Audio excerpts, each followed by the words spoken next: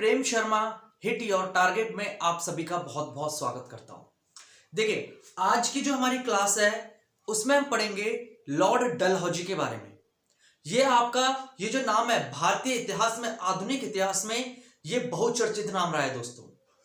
इसके कार्य और इसके कार्यों के इफेक्ट क्या रहे भारत में, ये सारी की चीजें आज हम इनके बारे में पढ़ेंगे और इनसे रिलेटेड प्रश्न किस तरीके से पूछे जाते हैं या आपके लास्ट ईयर एग्जामों में जो प्रश्न पूछे गए हैं, कौन कौन से प्रश्न पूछे गए हैं, वो इस वीडियो के आखिरी में आपको सारे के सारे प्रश्न बताए जाएंगे। तो इस वीडियो को लास्ट तक देखिएगा दोस्तों। चलिए बिना देरी के शुरू करते हैं। लॉर्ड डलहौजी, अगर बात करें ये भारत कब आए थे, तो ये 1848 में भारत आए और 1856 तक रहे। यानी ये 1848 में भारत आए और 56 तक भारत में रहे। और इनके रहने का देखिएगा, इन्होंने ऐसे ऐसे काम करे जिससे ब्रिटिश साम्राज्य में बहुत ही ज्यादा विस्तार हुआ। जो ब्रिटिश राज्य था उसका बहुत ही अच्छे तरीके से विस्तार हुआ। ब्रिटिश के लिए बहुत ज्यादा हितकारी कार्य थे, लेकिन इनके कार्यों ने भारत के अंदर एक ऐसा आक्रोश उत्पन्न कर दिया था कि इनके जाने के मात्र एक साल के अंदर अंदर भारत में 1857 का विद्रोह हो गया। तो इसलिए ये काफी ज्यादा इंपॉर्टेंट है आपके एग्जाम के लिए, क्योंकि इन्होंने ऐसी पृष्ठभूमि तैयार करी भारत में जिसकी वजह से 1857 का इतना बड़ा विद्रोह हुआ, इतनी बड़ी क्रांति हुई। ठीक है, चलिए फिलहाल पहले इनके बारे में थोड़ी सी चीज जान लेते हैं। इनका जो वास्तविक मोटिवेशन रहा भारत में आने के बाद, इन्होंने किन चीजों पे फोकस किया, इनके सिर्फ 3 वर्डों में हम इनका फोकस बता सकते हैं कि किन चीजों पे इनका फोकस रहा। पहला हम कह सकते हैं कि इनका था विजय, संगठन और विस्तार। सिर्फ ये 3 वर्ड इनके पूरे चरित्र चित्रण बता देती है। विजय, संगठन और विस्तार। इसी नीति को उन्होंने अपनी पूरी लाइफ फॉलो की। हम इनके सारे कार्य पढ़ेंगे, लेकिन सबसे पहले ये देख लेते हैं कि इन्होंने भारत के अंदर अंग्रेजी साम्राज्य का जो विस्तार किया वो किन आधारों को आधारभूत मान के किया। जो भारत में इन्होंने अपने साम्राज्य का विस्तार किया, देखिएगा इन 4 आधारों पर इन्होंने भारत में साम्राज्य का विस्तार किया। पहला क्या आधार था? युद्धों द्वारा साम्राज्य विस्तार, यानी थ्रो कॉन्क्वेस्ट।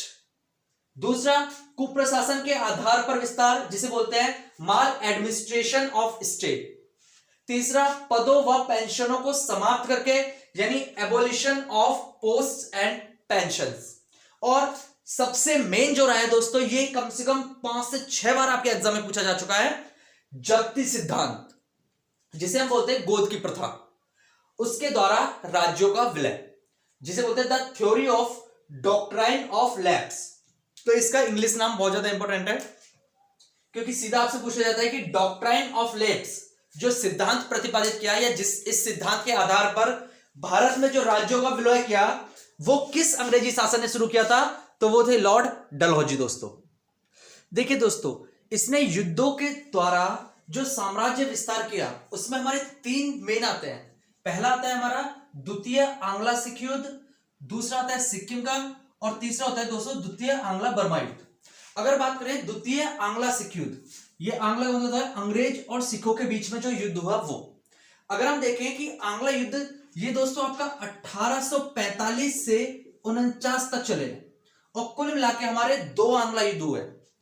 अगर हम बात करें प्रथम आंग्ला युद्ध जो फर्स्ट हुआ था, ठीक है, वो आपका 1845 से 46 तक चला था। और उस समय जो अंग्रेजों का नेतृत्व किया था वो थे आपके हॉर्डिंग। उस समय अंग्रेजों का नेतृत्व किया था हॉर्डिंग ने, या फिर कह सकते हैं कि हॉर्डिंग के समय पहला आंग्ला सिख युद्ध हुआ, लेकिन उसका कोई निर्णायक युद्ध नहीं रहा। जो सिख थे, जो पंजाब के अंदर सिख थे, उनका पूरी तरीके से दमन नहीं कर पाए थे अंग्रेज। इसी के कारण चलते हुए आपका द्वितीय आंग्ला युद्ध हुआ। अगर द्वितीय आंग्ला युद्ध जो हुआ था दोस्तों, उससे पहले छोटे मोटे 2 युद्ध हुए। एक 1848 में रामनगर का युद्ध, और एक 1849 में चिलियाना वाला युद्ध। और इन दोनों युद्धों को संयुक्त रूप से हम कह देते हैं आपका द्वितीय आंग्ला सिख युद्ध। और जो ये द्वितीय आंग्ला सिख युद्ध हुआ है, ये दोस्तों आपका कहां हुआ था? ये हमारा गुजरात में हुआ था। गुजरात नामक स्थान कहां पर? चिनाब नदी के किनारे। चिनाब नदी के किनारे ये युद्ध हुआ। और इसमें होता क्या है, पंजाब का अंग्रेजी साम्राज्य में विलय हो जाता है। प्रश्न आपसे ये पूछा जा चुका है ऑलरेडी कि पंजाब का जो अंग्रेजी साम्राज्य में विलय हुआ वो निम्न में से किस युद्ध का परिणाम था। वो द्वितीय आंग्ला सिख युद्ध का परिणाम था कि पंजाब अंग्रेजी साम्राज्य में विलय हो गया। और किसके शासनकाल में? लॉर्ड डलहौजी के शासनकाल में। तो ये भी आपका इसका एक तरीका था साम्राज्य बढ़ाने का अपना। दूसरा, जब पंजाब को विलय कर लिया इसने, तो वहां के जो राजा महाराजा जो थे दलीप सिंह, इनको पेंशन देकर इंग्लैंड भेज दिया और इस तरीके से आपका द्वितीय आंग्ला युद्ध समाप्त हुआ। बात अगर दोस्तों हम करें, जैसे आपने प्रथम आंग्ला सिख युद्ध हमारा कब हुआ? 1845 से 46 के बीच में। अगर सिक्किम की बात करें तो सिक्किम का अंग्रेजी साम्राज्य में जो विलय हुआ दोस्तों वो 1849 में हुआ था क्या कि सिक्किम के राजा ने, जो दार्जिलिंग वहां की जगह है सिक्किम की, उसे उधार दिया था अंग्रेजी कंपनी को व्यापार करने के लिए। जैसे कि हम दुकान किराए पे दे देते हैं, सेम वैसी इन्होंने दे दी थी। अब अंग्रेजों का जो सोच थी वो ये थी कि हम यहां पे अपना अधिकार समझ ले, जिसके कारण डलहौजी ने अपने साम्राज्य विस्तार की नीति के कारण सिक्किम में हमला कर दिया और 1849 में सिक्किम को अंग्रेजी साम्राज्य में विलय कर लिया। तो ये भी आपका काफी इंपॉर्टेंट है। और तीसरी ये आता है दोस्तों द्वितीय आंग्ला बर्मा युद्ध। अगर हम बर्मा युद्ध देखें तो हमारे 3 बर्मा युद्ध हुए दोस्तों, फर्स्ट, सेकंड और थर्ड। आपसे सीधा सीधा प्रश्न पूछा जाएगा कि कौन सा युद्ध कब हुआ है। देखिए दोस्तों, जो हमारे आंग्ला बर्मा युद्ध हुए, पहला हुआ था 1824 से 26 में और दूसरा हुआ था हमारा 1852 में और तीसरा आगे जाके होगा 1885 में, जिस समय कांग्रेस का गठन होता है उस समय हमारा तीसरा आंग्ला बर्मा युद्ध होता है। तो हमारा ये जो डलहौजी के समय कौन सा हुआ था, ये हुआ था हमारा दूसरा। क्यों? क्योंकि डलहौजी का जो टाइम था दोस्तों वो 1848 से 1856 के बीच में, और इसने किया 1852 में आंग्ला बर्मा युद्ध किया। और जब ये आंग्ला बर्मा युद्ध हुआ तो आपसे पूछा जाता है यहां पे किसका विलय हुआ, तो इस युद्ध में जो पेंगू है, पेंगू का विलय कर लिया। तो प्रश्न दोस्तों आपसे इस तरीके से बनेगा कि पंजाब का विलय जो हुआ था वो किस युद्ध का परिणाम था, या पेंगू का जो अंग्रेजी साम्राज्य में विलय था वो किस युद्ध का परिणाम था। तो यह आपका युद्धों द्वारा साम्राज्य विस्तार की नीति थी, किसकी? डलहौजी की। दूसरा जो था इसका तरीका, बात करें कुशासन के आधार पर दोस्तों, तो 1853 में इसने बरार को, जो हैदराबाद के निजाम है दोस्तों, उससे छीन लिया था। जो हैदराबाद के निजाम थे उनसे बरार प्रदेश को छीन लिया था कुशासन के आधार पर कि वहां की शासन व्यवस्था जो है वो पर्टिकुलरली काम नहीं कर पा रही है, इसलिए अव्यवस्था फैली हुई है और आज से हम वहां पे शासन संभालेंगे। और ऐसे ही इसने 1856 में अवध को अंग्रेजी साम्राज्य में विलय कर लिया। और दोस्तों ये 1856 में जब अवध का विलय हुआ तो इसे एक तत्कालिक कारण बोला जाता है। इसे आपका तत्कालिक कारण माना जाता है किस चीज का? 1857 की क्रांति का, जो कि इसने आपसे प्रश्न पूछा जाएगा निम्न में से कौन से प्रदेश जो है कुशासन के आधार पर डलहौजी ने अंग्रेजी साम्राज्य में जोड़े थे, तो वो थे दोस्तों बरार और अवध। तो ये भी आपका इंपॉर्टेंट है। इसके बाद इसने तीसरा तरीका दोस्तों था इसका। वैसे दोस्तों भारत में जो एक आक्रोश बढ़ने का एक प्रमुख कारण जो रहा वो ये भी रहा कि जो भारत के नवाब जहां से जिनके इन्होंने प्रदेश ले रखे थे या जब्त कर लिए थे, उन्हें पेंशन और पद दे दिए थे। लेकिन डलहौजी ने धीरे धीरे वो पेंशन और पदों को भी समाप्त कर दिया। सबसे पहले 1853 में जब कर्नाटक के नवाब की मृत्यु हुई तो उसकी आने वाली पीढ़ी को इसने पेंशन देने से मना कर दिया कि आज से आपको पेंशन नहीं मिलेगी। सेम ऐसी जब 1855 में तंजौर के राजा की मृत्यु हुई तो उनकी भी पेंशन इसने समाप्त कर दी। और जब 1833 के बाद जब पेशवा बाजीराव द्वितीय की मृत्यु हो गई थी तो उनके जो पीढ़ी थी उन्हें क्या मिलता था दोस्तों? पेंशन मिलती थी। लेकिन जब नाना साहेब वहां पे उस पद पर आए, पेशवा के पद पर आए, तो अंग्रेजों ने उनकी पेंशन बंद कर दी। तो ये कारण भी रहा भारत में आक्रोश और 1857 की क्रांति का। ये आपका कई बार प्रश्न पूछा जा चुका है दोस्तों कि डॉक्ट्रिन के सिद्धांत के आधार पर डलहौजी ने किन किन प्रदेशों को जब्त किया, या फिर आपसे क्रम पूछ लेगा कि उनका सही क्रम बताइए। देखिए सतारा को डलहौजी भारत में कब आया था? 48 में ये भारत आया और 48 में इसने जब्त करना शुरू कर दिया जब्ती सिद्धांत के आधार पर। तो सबसे पहले इसने 1848 में किसे जब्त किया दोस्तों? सतारा को। 1849 में जो जब्त किया इसने वो था जैतपुर, और बगाट को इसने किया 1850 में। उसके बाद ये 1 साल तक इसने गैप लिया, उसके बाद फिर 51 में इसने कुछ नहीं किया, और 1852 में उदयपुर को, झांसी को 1853 में, और 1854 में दोस्तों इसने किसे? नागपुर को जब्त किया। अगर करोल की बात करें दोस्तों तो करोल को इसने 1855 में जब्त किया था। तो यहीं से दोस्तों आपका प्रश्न आ जाता है कि इसका सही क्रम। अब देखिएगा, बच्चों को ये डेटे याद तो रहती नहीं है, इसके लिए दोस्तों आपको एक शॉर्ट ट्रिक्स देता हूं, आप उसे नोट कर लीजिएगा। देखिएगा, आप एक शॉर्ट ट्रिक्स है,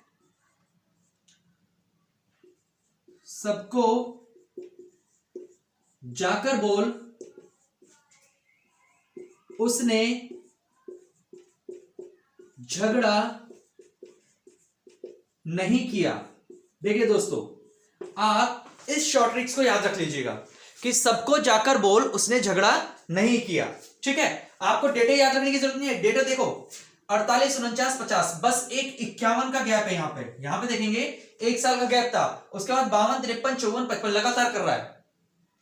तो यहां पे देखिए, सबसे पहले याद रखिएगा, सब जगह सबको जाकर बोल उसने झगड़ा नहीं किया। सा से दोस्तों आपका हो गया सतारा, जा से दोस्तों हो गया आपका कौन सा? जैतपुर, बा से हो गया दोस्तों आपका क्या? बगाट। ठीक है, ऊ से हो गया आपका उदयपुर को दोस्तों उदयपुर भी लिखा होता है कहीं कहीं। झा से हो गया आपका झांसी, ना से हो गया दोस्तों आपका क्या? नागपुर, और का से हो गया दोस्तों आपका क्या? करोल। तो इस तरीके से आप शॉर्ट ट्रिक से भी याद रख सकते हैं क्या, कि किस तरीके से हम याद रखें जो लॉर्ड डलहौजी ने जब्ती सिद्धांत के आधार पर भारत में कौन कौन से राज्यों को विलय किया। यह प्रश्न आपका कई बार पूछा जा चुका है दोस्तों। देखिएगा, सतारा को इसने 1848 में जैतपुर के साथ साथ दोस्तों यहां पे आपको एक चीज और है, एक होता है आपका संभलपुर। जैतपुर के साथ 1849 में इसने संभलपुर को भी कब्जा किया था। ठीक है, बघाट, उदयपुर, झांसी, नागपुर और करोल, ये आपको याद होने चाहिए, और ये आपकी याद करने की ट्रिक्स है। अगर आपको ये याद रहेगा तो आप यकीन मानिए इसको ट्रिक्स को नहीं भूल सकते हैं। तो ये तो हो गए कि लॉर्ड डलहौजी ने किस तरीके से भारत में विलय किया अंग्रेजी साम्राज्य में। दोस्तों, इसके भारत में सुधार देख लेते हैं कि इसने भारत में क्या क्या सुधार करवाए। यह आपका काफी ज्यादा महत्वपूर्ण है कि आपको पता होना चाहिए कि इसने भारत में क्या क्या सुधार करवाए। सबसे पहले इसने व्यवसायिक सुधार करवाए। व्यवसायिक सुधार में दोस्तों सबसे मेन तो इसका यह आ जाता है कि यह एक्ट लाया था जिससे बोलते हैं merchant service act. Merchant service act पारित कराया किसने? लॉर्ड डलहौजी ने। तो यह प्रश्न भी आपका पूछा जा चुका है। और दूसरे इसने दोस्तों व्यवसाय में क्या करा? इसने सिंचाई की व्यवस्था कराई। यहां पे सिंचाई सुधार करवाए बहुत सारे, ताकि भारत में जो व्यवसाय है वो ज्यादा तेजी से बढ़ सके। और इसकी बात करें दोस्तों, इसने सार्वजनिक निर्माण कार्य भी कराए। सार्वजनिक निर्माण कार्य में अगर इसके कार्य देखें तो सबसे पहला कार्य था जो आपका ग्रैंड ट्रंक रोड है, जो आपका ग्रैंड ट्रंक रोड है उसका पुनः निर्माण कराया। इसने क्या कराया? इसका पुनः निर्माण कार्य कराया। और दूसरा इसका निर्माण कार्य यह था कि इसने पंजाब में नहरों का जाल बिछाया। नहरों का यानी इसने पंजाब में बहुत सारी नहरें बनाई हैं। ठीक है दोस्तों, तो ये इसके क्या है? ये इसका इंपॉर्टेंट कार्य है जो इसने कराया। व्यवसायिक सुधार में इसने क्या करा? मर्चेंट सर्विस एक्ट पारित किया और सिंचाई सुधार व्यवस्था करी। इसके अलावा दोस्तों सार्वजनिक निर्माण कार्य में इसमें ग्रैंड ट्रंक रोड का पूरा निर्माण कार्य कराया और पंजाब में नहरों का जाल बिछाया, यानी बहुत सारी नहरें बनवाई। बात करें सैन्य सुधार इसके, तो सैन्य सुधार आपके लिए थोड़ा इंपॉर्टेंट है दोस्तों। इसके जो दोस्तों सैन्य सुधार थे वो अंग्रेजों के लिए बहुत ज्यादा लाभदायक साबित हुए। कब? 1857 की क्रांति में। किस तरीके से? सबसे पहले इसने सुधार क्या किया दोस्तों? इसने भारतीय सैनिकों की संख्या तो कम कर दी वहां पे, और जो अंग्रेजी सैनिक थे वो ज्यादा करे। भारत की अगर आप बात करेंगे तो 2.5 लाख सैनिक भारतीय थे और मात्र 45,000 के करीब अंग्रेजी थे। यानी एक तरीके से भारतीय सैनिकों की संख्या ज्यादा थी वहां पे, और जब कभी भी विद्रोह होता तो भारतीय इजीली जीत सकते थे। इसीलिए इसने भारतीय सैनिकों की संख्या तो कम कर दी, अंग्रेजों की बढ़ा दी। दूसरा, जो अंग्रेजी सैनिक थे उन्हें चीन, या फारस जाने पर इसने रोक लगा दी कि वहां पे भारतीयों को भेजो, अंग्रेजों को मत भेजो। और इसी चीज का सबसे बड़ा फायदा कब हुआ दोस्तों? जब हमने देखा 1857 की क्रांति हो गई थी इसके जाने के बाद। अब भारतीय सैनिक कम हो गए, अंग्रेजी बढ़े, तो एक तरीके से इनडायरेक्ट तरीके से बहुत ज्यादा इफेक्ट पड़ा इस क्रांति पर। दूसरा दोस्तों इसने क्या करा कि इसने जो सेना का स्थायी केंद्र पहले कहां पे था हमारा, कलकत्ता में, बंगाल में था, और वहां से अब इसने शिफ्ट करा दिया कहां पे, शिमला में, जो कि पूर्ण रूप से आपका 1865 में पूर्ण रूप से शिफ्ट हो पाया, तब तक कार्य बन ही रहा था। ठीक है, ऐसा करा क्यों इसने? क्योंकि अगर हम देखें, जैसे अगर हम देखें इस तरीके से, ये यहां पे थे, यहां से अब इसने पंजाब भी जीत लिया, हमने देखा पंजाब वगैरह, पेंगू वगैरह, सिक्किम वगैरह ये सारे जीत लिए, तो यहां से इन सब पे कंट्रोल हो नहीं पा रहा था। तो इसने क्या काम करा, इसने कहा शिमला में यहां पे लाओ, या फिर यहां पे दिल्ली में होना चाहिए केंद्र। तो इसने दिल्ली की जगह इसने कहां पे शिफ्ट किया, शिमला में किया। शिमला दोस्तों एक तरीके से ब्रिटिश लोगों के लिए बेनिफिशियल इस तरीके से थी, क्योंकि वो जिस एटमॉस्फेयर से आ रहे हैं वैसे ही एटमॉस्फेयर उन्हें शिमला में मिल जाता, क्योंकि वो ठंडे इलाके से आ रहे थे, शिमला में ठंडा इलाका ही रहता है। तो एक तरीके से इसलिए भी इन्होंने अपनी कैपिटल इधर शिफ्ट करने का प्रोग्राम बनाया। ठीक है, तो इन्होंने जो सेना का मुख्य केंद्र था वो कहां पे बनाया, शिमला में। और जब सेना का केंद्र चेंज कर रहे हैं तो तोपखाने वगैरह भी शिफ्ट करने थे कलकत्ता से, तो ये तोपखाने शिफ्ट कर रहे थे, लेकिन शिमला नहीं ले जा सकते थे, क्योंकि ये 1865 में जाके पूर्ण होगा। तो इसलिए इन्होंने तोपखाने दोस्तों कहां पे शिफ्ट कर दिए, कलकत्ता की जगह मेरठ शिफ्ट कर दिए। मेरठ का नाम दोस्तों आप आगे भी पढ़ोगे, क्योंकि सबसे पहले जो क्रांति हुई वो मेरठ में हुई थी, और वहां पे क्योंकि सैन्य तोपखाने वगैरह सारे वहां पे शिफ्ट कर दिए थे, तो एक कारण ये भी रहा था मेरठ में क्रांति का शुरू होने का। तो ये इसके सैन्य संबंधित सुधार थे दोस्तों। देखिए दोस्तों, इसने शिक्षा संबंधी सुधार किए, बहुत अच्छे सुधार किए, जिसको लेके वुड डिस्पैच जो कि 1854 में पारित हुआ था, जिसे भारत में आधुनिक पश्चिमी शिक्षा का प्रारंभ किया था। ये जो वुड डिस्पैच था क्या दोस्तों, ये थे आपके चार्ल्स वुड जो आपका बोर्ड ऑफ कंट्रोल के सभापति थे। आपकी संस्था थी ना बोर्ड ऑफ कंट्रोल, उसके सभापति थे, जिन्होंने शिक्षा संबंधी सुधार करने की भारत में प्रयास किया। और उससे रिलेटेड एक प्रावधान था जो पहले ये ब्रिटिश पार्लियामेंट ले गए, वहां से वो पास होकर आया, और 1854 में लॉर्ड डलहौजी द्वारा उसे भारत में पारित कर दिया गया।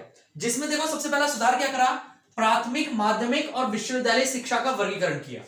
जो आप देखते हैं ना, आज हम प्राइमरी शिक्षा देखते हैं हम 8वीं तक, उसके बाद हमारे दूसरे आ जाते हैं कौन से, माध्यमिक शिक्षा, जिसे हम बोलते हैं बोर्ड एग्जाम, इंटरमीडिएट जो हाई स्कूल होते हैं दोस्तों, और उसके बाद विश्वविद्यालय शिक्षा जो हम ग्रेजुएशन करते हैं। तो इसका जो वर्गीकरण किया गया था वो 1854 में किया गया था, किसके द्वारा, लॉर्ड डलहौजी के द्वारा।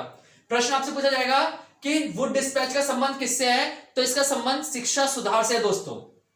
इसके अलावा भारत में 3 विश्वविद्यालय खोले गए दोस्तों, मद्रास में, बंबई में और कलकत्ता में। किसके द्वारा, वुड डिस्पैच के आधार पर ही, और किसके शासनकाल में, लॉर्ड डलहौजी के। और सबसे मेन जो इसका रहा दोस्तों वो ये रहा कि रुड़की में एक इंजीनियरिंग कॉलेज की स्थापना की गई। रुड़की में जो गंग नहर है दोस्तों, वहां पे आपको बता दें पहले गंग नहर निर्माण का कार्य चल रहा था, तो एक कॉलेज की स्थापना की गई थी। वो भी कब, ये की गई थी दोस्तों 1847 में। भी लॉर्ड डलहौजी भारत नहीं आए हैं, लेकिन देखिए दोस्तों, जो रुड़की कॉलेज था ये आपका इंजीनियरिंग कॉलेज की स्थापना हुई थी। कब इसकी स्थापना हुई, 1847 में। ठीक है, लेकिन वहां पे जो इंजीनियरिंग लगे हुए थे दोस्तों, जो काम कर रहे थे गंग नहर का निर्माण करने में, तो उन्हीं के नाम पर जब डलहौजी आया, उसने 1854 में इसका नाम रख दिया थॉमसन सिविल इंजीनियरिंग कॉलेज। तो इसलिए कहा जाता है कि इसकी स्थापना डलहौजी के काम शासनकाल में हुई। ठीक है, तो इसका नाम 1854 में पड़ेगा थॉमसन सिविल इंजीनियरिंग कॉलेज। और जब भारत आजाद हुआ तो हमारे जो पहले प्रधानमंत्री बने पंडित जवाहरलाल नेहरू जी, उन्होंने 1949 में इसको भारत का पहला अभियांत्रिकी कॉलेज बताया, यानी पहला इंजीनियरिंग कॉलेज स्वतंत्र भारत का कौन सा था दोस्तों, रुड़की कॉलेज। ठीक है, और प्रेजेंट में 2001 में इसका नाम बदल के कर दिया गया है IIT रुड़की, यानी भारतीय प्रौद्योगिकी कॉलेज जो है वो क्या है दोस्तों, हमारा रुड़की। ठीक है, तो ये रुड़की से संबंधित इतिहास था जो कि डलहौजी के समय का है। और इसके अलावा दोस्तों डलहौजी ने शिक्षा संबंधी एक सुधार और किया, इसने कलकत्ता में एक कृषि कॉलेज की स्थापना करी। तो दोस्तों ये डलहौजी के शिक्षा संबंधी सुधार है। अब बात करते हैं, देखिए दोस्तों, इसके जो हमारे इसका सबसे मेन जो आपसे प्रश्न पूछे जाते हैं वो इसी से पूछे जाते हैं कि इसने तार रेल डाकखाना व्यवस्था भारत में स्थापित करी। सबसे पहली बात करें, इन्होंने 1852 में दोस्तों सर्वप्रथम भारत में तार विभाग की स्थापना करी, जिसने देखो दोस्तों, जो हमारा पेशावर हो गया, बंबई, मद्रास, कलकत्ता, इस जगह जो तार थे वो बिछाए, ठीक है, जिसके थ्रू क्या होता था, कम्युनिकेशन करने के लिए। तो सबसे पहले तार विभाग की स्थापना करी थी, वो कब करी थी, 1852 में हुई भारत में, और डलहौजी ने करी। इसके अलावा दोस्तों 1853 में भारत में प्रथम रेल जो चली थी वो चली थी दोस्तों 16 अप्रैल 1853 में। और आपको बता दूं, इसीलिए डलहौजी को क्या कहा जाता है, इसे भारत में रेल का जनक कहा जाता है, क्योंकि रेल जो थी चली थी डलहौजी के समय ही चली थी। ऐसा नहीं है कि डलहौजी ने इसे चलाया था, नहीं दोस्तों। आपको बता दें, अगर इसी चीज से थोड़ी सी जानकारी, कि 1845 में कलकत्ता में एक कंपनी थी जिसका नाम था great Indian peninsula rail company, ठीक है दोस्तों। ये स्थापित हुई कहां पे, ये स्थापित हुई कलकत्ता में। और इसने 1850 में रेल कार्य प्रारंभ किया, रेल लाइन बिछाने का कार्य प्रारंभ किया, कहां से, बॉम्बे से थाने के बीच में।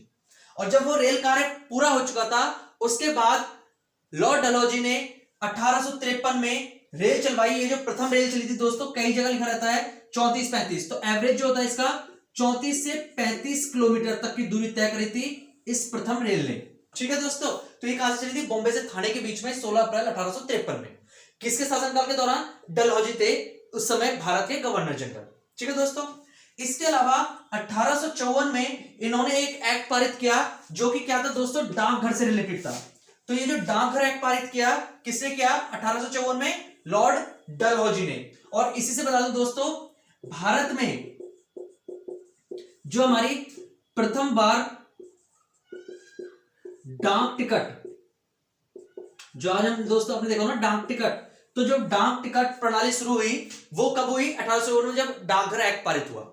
ये जो इसने काम किए, ये भले ही दोस्तों इसने अपने साम्राज्य को और ज्यादा स्थापित करने के लिए, अपने व्यापार को और तेजी करने के लिए किया हो, लेकिन भारतीय लोगों ने इसका इनडायरेक्टली तरीके से यूज कर लिया। और इसका ना चाहते हुए भी एक सुधार इसने कर दिया, वो था सामाजिक सुधार। ये नहीं चाहता था करना, लेकिन जैसे इसने तार बिछाया, या दोस्तों इसने रेल चलाई, या फिर डाकघर एक्ट लाया, इससे क्या हुआ, हमारा वैज्ञानिक स्तर जो था वो काफी तेजी से बदला। लोगों के जो कम्युनिकेशन था वो तेजी से बढ़ा, लोगों के मिलने जुलने की जो प्रवृत्ति थी वो और तेजी से बढ़ी, जिससे क्या हुआ, भारत का एक तरीके से जो सामाजिक विकास था या सामाजिक जो तुष्टीकरण था वो कम हुआ और विकास धीरे धीरे होने लगा। तो इनडायरेक्ट तरीके से इसने यहां पे भारतीय लोगों के लिए काफी अच्छे तरीके से बेनिफिट वाले काम कर दिए थे। तो ये इसके सुधार थे दोस्तों जो इसने किए। देखिएगा, प्रश्न आपसे किस तरीके से पूछे जाते हैं दोस्तों, कि राज्य क्षय, हड़प नीति और जब्ती सिद्धांत किसके द्वारा लागू किया गया था। तो इसका ऑप्शन दे रखा है आपके, हेस्टिंग्स, कैनिंग, डलहौजी या बेंटिक। तो ये किसके द्वारा किया गया था, डलहौजी द्वारा। भारत में डाक व्यवस्था शुरू करने वाला ब्रिटिश गवर्नर जनरल कौन था दोस्तों, तो इसका भी आंसर क्या है, डलहौजी। और हड़प नीति के अंतर्गत कौन से भारतीय राज्य कब्जे में किए गए थे, ऑप्शन है मैसूर, सतारा, भावनगर। देखिए, मैसूर भी नहीं था, सतारा था लेकिन भावनगर नहीं था। यहाँ पे झांसी, नागपुर ये दोनों थे, लेकिन ये ट्रवनकॉर नहीं था। झांसी, सतारा और मैसूर, इसमें मैसूर नहीं था, लेकिन झांसी, सतारा, नागपुर ये तीनों के तीनों दोस्तों आपके हड़प नीति के अंतर्गत कब्जा किए गए थे। इसके अलावा दोस्तों, भारत में आधुनिक शिक्षा प्रणाली की नींव किससे पड़ी, 1813 के एक्ट से, 1833 के चार्टर एक्ट से, या 1882 के एक्ट से। नहीं, इन तीनों से नहीं पड़ी थी। 1854 में वुड डिस्पैच के आधार पर भारत में आधुनिक शिक्षा प्रणाली की नींव पड़ी। उसके बाद दोस्तों, कुशासन के आधार पर हड़प्पा राज्य कौन सा था, निजाम, मैसूर, मराठा या अवध। तो अवध था जिसे कुशासन के आधार पर हड़प्पा था। और कब हड़प्पा था इसे 1856 में हड़प्पा था। इसी कारण ये एक तत्कालिक कारण बन चुका था 1857 की क्रांति का। तो दोस्तों, ये सारा का सारा था लॉर्ड डलहौजी के बारे में। लॉर्ड डलहौजी को दोस्तों आपको पता है, इसे कुछ इतिहासकार जो कहते हैं इसे आधुनिक भारत का निर्माता कहा जाता है, इसे कुछ इतिहासकारों के द्वारा। तो ये सारी की सारी डिटेल थी लॉर्ड डलहौजी के बारे में। अगर आपको ये वीडियो अच्छी लगी दोस्तों, तो प्लीज वीडियो को लाइक कीजिएगा और कमेंट करके जरूर बताइएगा कि आप किस चीज की तैयारी कर रहे हैं, आपको किस चीज से रिलेटेड क्लासेस चाहिए। आज की वीडियो में इतना ही दोस्तों। अगली वीडियो में मिलते हैं दोबारा, तब तक के लिए जय हिंद जय भारत।